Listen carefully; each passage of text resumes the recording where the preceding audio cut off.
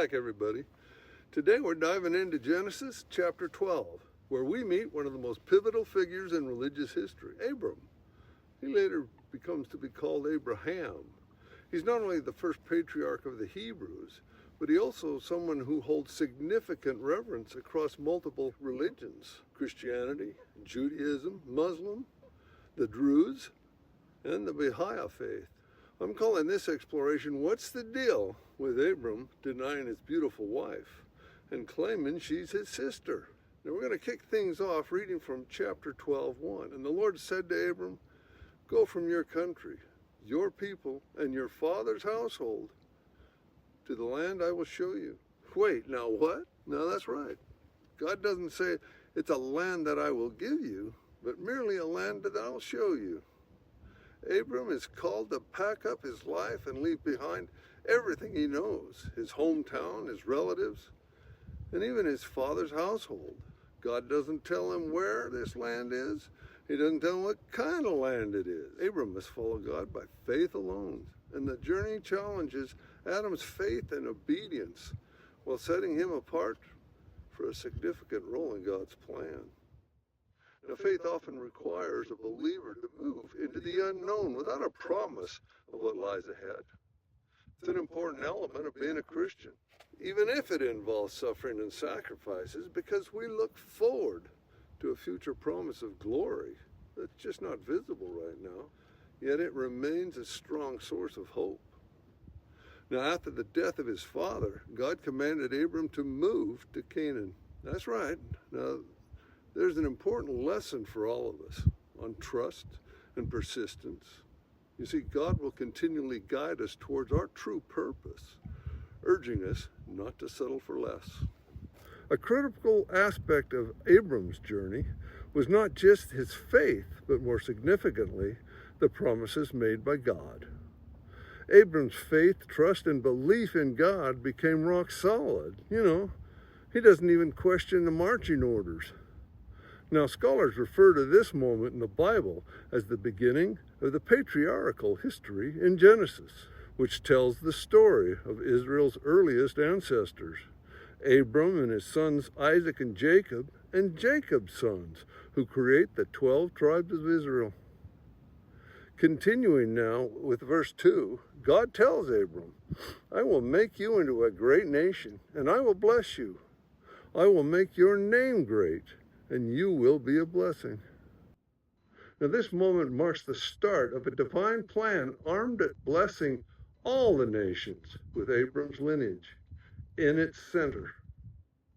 Essentially, it establishes the Jewish people as a chosen group destined to share God's blessings with the world. God instructs Abram to leave his homeland, emphasizing faith and obedience. Now, in return, he promises to transform Abram into a great nation, highlighting a commitment that will extend to all the peoples of the earth. Now, this covenant isn't just about one man. It's an invitation for humanity to connect with the divine purposes flowing through Abram. Now, being an obedient man, Abram takes God at his word and sets out, taking his nephew Lot along for the ride.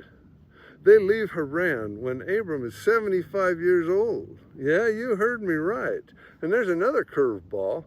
I can't imagine starting to build a family and a nation at 75, but it gets worse. Sarai, his wife, is described as being barren. Seems like a major roadblock to having children, don't you think? Yet this is the kind of extraordinary promise that sets the stage for a remarkable story. Now, at this point, they make their way to the land of Canaan.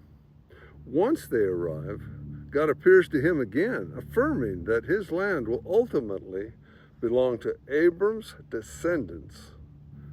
So what does Abram do? Well, he builds an altar in the honor of the Lord. Now, that's a hearty show of worship and gratitude. However, as we follow Abram's story, he faces a major challenge as a famine strikes the land of Canaan. In search of survival, Abram and Sarai, they head to Egypt. And here's where things get just a little tricky. Sarai is an absolutely beautiful woman. Can you say drop dead gorgeous? Well, that adds more than just a little concern. So before they enter Egypt, well, Abram tells her that because she is so beautiful, the Egyptians may just kill him and take her for themselves. So she must claim to be Abram's sister instead of his wife. Sarai's good look in the attention of Pharaoh's officials, and they take Sarai. In exchange, they give Abram livestock and slaves. Seems like a real good deal for Pharaoh. But now, wait a minute. Wait for it. God steps in, and he sends plagues upon Pharaoh's household, which sends Pharaoh into a tizzy. He soon discovers that Sarai is actually Abram's wife, not his sister. This leads Pharaoh to kicking Abram and his clan out of Egypt.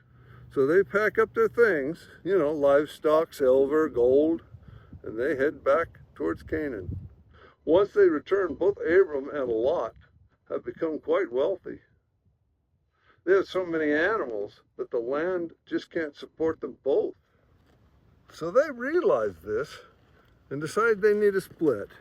Now Lot chooses the lush plains of Jordan, setting up camp near the city of Sodom, which, as you might guess, is known for its wickedness. Meanwhile, Abram settles in Canaan. After Lot leaves, God speaks to Abram one more time and tells him to look around to the north, the south, the east, and the west. It's a lot of land.